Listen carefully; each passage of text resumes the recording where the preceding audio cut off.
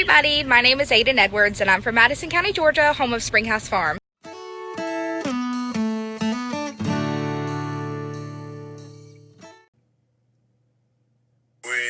me and you'll be in a world of OSHA violation.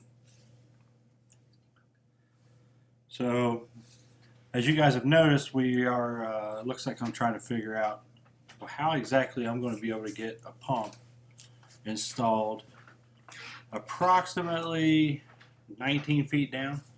So the rope you see there in my hands is a makeshift rope ladder. I tied it to the van in case, you know, everything, in my mind, if everything went real bad, all Ginger have to do is get in the van, drive, and I'd pop right up out the hole, right? So make the rope ladder, reach down, get the connections and stuff, and I find out that my upper half and my lower half are two different sizes. Some people say, duh, but at the time I didn't realize it. So the reason why I have to do this voiceover is Ginger is like freaking out. What happens if you get stuck down there? I can't get you out. And then a thought occurs to me, like, I don't even know if I'd fit all the way in there, but in order for me to be able to make the connection where I need to make the connection, my feet would have to go down into that hole approximately 8 feet. And then, like I said, I can't bend over and work in that tube. So the whole premise of it is just I'm trying to figure it out. I'm not really going to, at this point, I've realized that I can't fit in that hole and I'm not going to get in that hole, but I'm taking the time to explain it. Because it just helps, fellas, if you explain to your spouse why you think the way you think and what you're thinking about. It tends to eliminate crazy questions in the future. And when you do something stupid, she'll know possibly where to send the search team. You know what I mean? So the idea of how I'm going to get myself in there suddenly becomes more clear, and I decided the best way to do this is going to be to invert myself, because you'll see the 90-degree coupling. It's halfway down the casing. If I get one hand on that, I can hold. The pump weighs probably about 60 pounds. So all I have to do is connect the pump to it, pull it out, and we're in good shape. So as you can tell from the man glitter all over me there, it was pretty warm that day. And we had just finished a lot of mowing, and I was just wanting some cool water. So we stepped it up. I got out of there, and we just switched it over to bigger and better ideas. So you got to be real careful when you take your feet out. And, well, I make it look graceful anyway.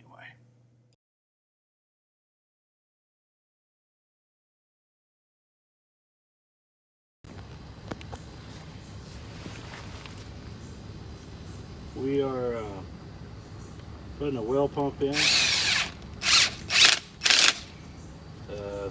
Originally tried with a shallow well pump, didn't have enough power to lift it, so we went and purchased an extra well pump.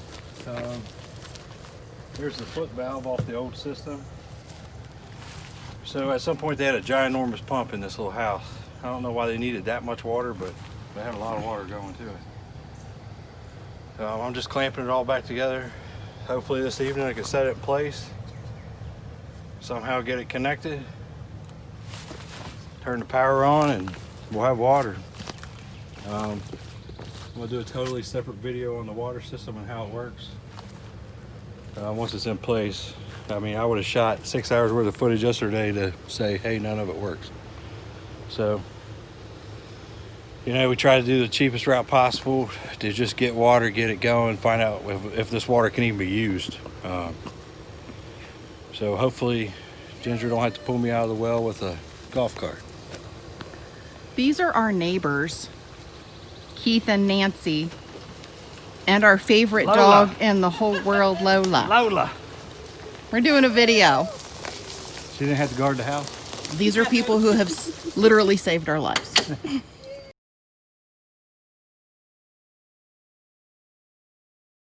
What we have done so far is I don't know how far we were when the video stopped, but where the hole is, you want to point out where we drilled. Right here where this conduit goes in? Yeah. So right where the conduit goes in, we have drilled, there we go, a hole in there, put the gray conduit up to this other pipe. There we go, the black pipe, and then ran the electric wire all the way in to there. So now we're going to hook it up to the pump that doesn't work. The reason why we're doing that is because it has a pressure tank on it and it has a pressure switch. So my thought is, I'll just unwire the motor that runs that pump, and I'll wire this pump to it.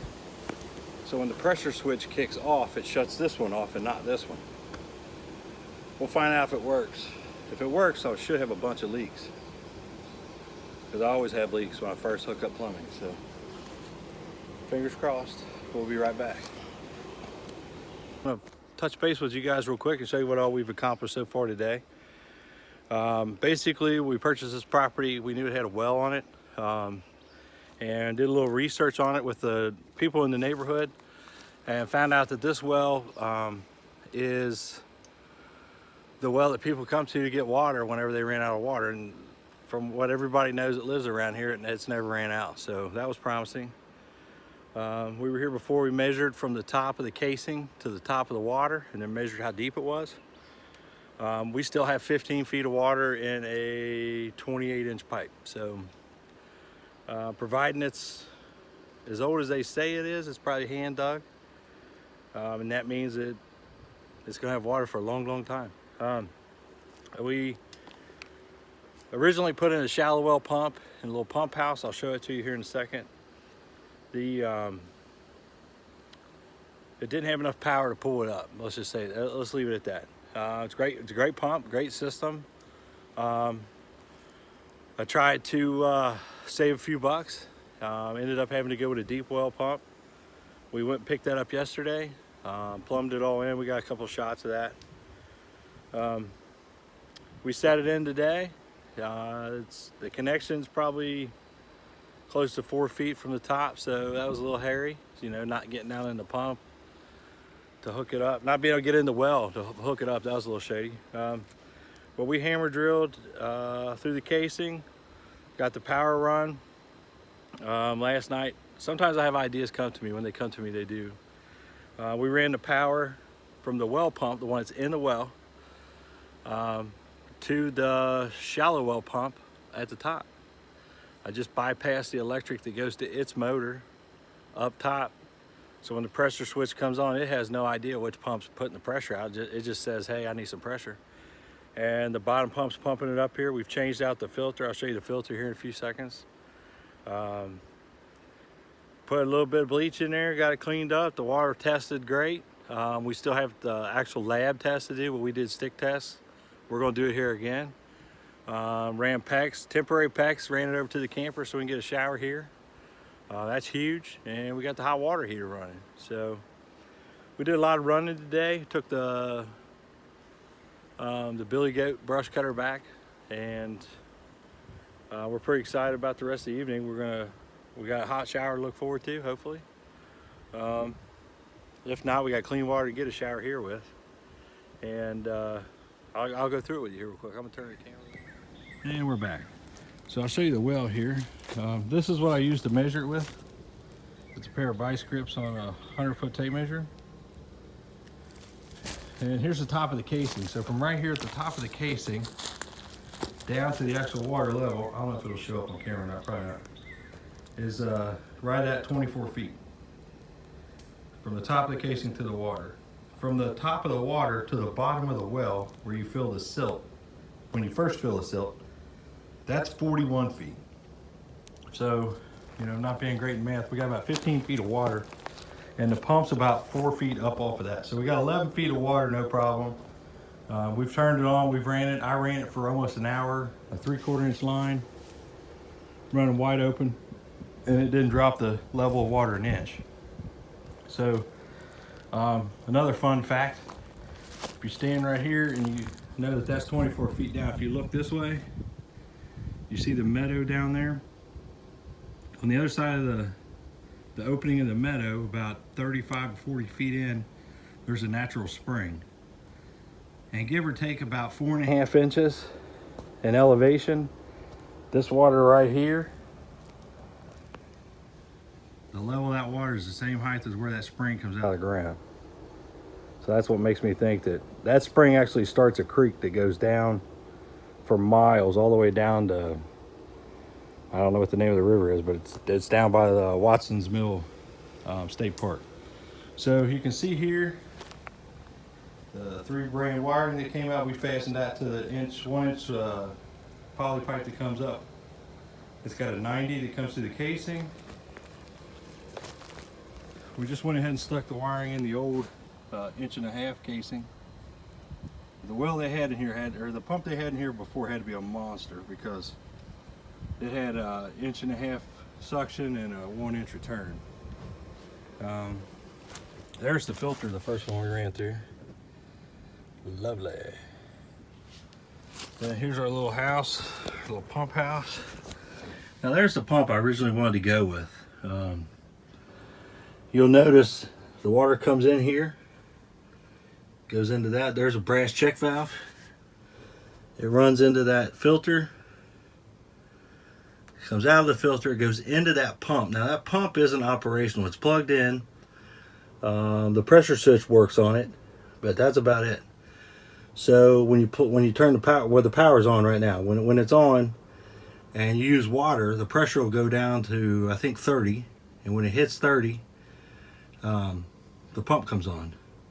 Pump comes on, it goes up to 50 and stops. So it comes out the top of the pump there and goes up. And that 1/2 inch that you see coming off of it first, that's going to go to a ball valve on the back of this building. So we have a hose bib outside. But then it comes around, there's another 3/4 ball valve that comes here. And when we get the excavator here, we're going to put it underground. But it's going to go back to our camper. Maybe a yard hydrant later or something, I don't know yet.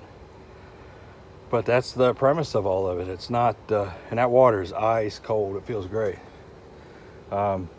We treated it with bleach. My calculation on it was it's a little over 1,600 gallons that I could see. And I went with a little under 1/2 cup of bleach. And that was enough to get the odor out of it, to clean the darkness out of the water. And it met all the parameters on our water testing. We'll do a water test here in a minute. But that's pretty much it. I mean, it's not very exciting, it's not very fancy, but I'll tell you what, it's great news. Like I said, we still have to get the water tested officially from a lab, get a permit, or get some kind of acknowledgement that, you know, hey, we acknowledge it, that our water is drinkable and people can consume it. But so far so good. With the little stick test we done, it came out excellent. We just ran the temporary PEX. I'll show you that. We ran it around the building, around here. There's another shut off just in case.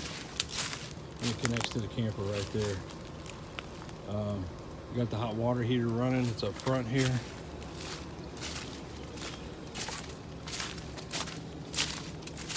There's the hot water heater.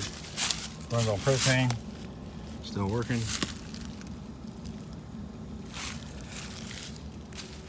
And there's our propane and propane accessories. So we'll be disconnecting all this stuff when we move this camper, just for safety's sake.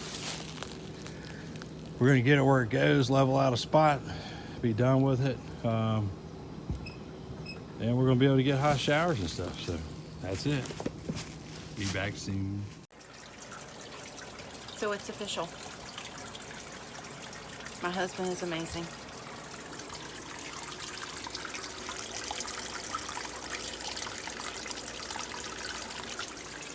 It's really the little things, like water.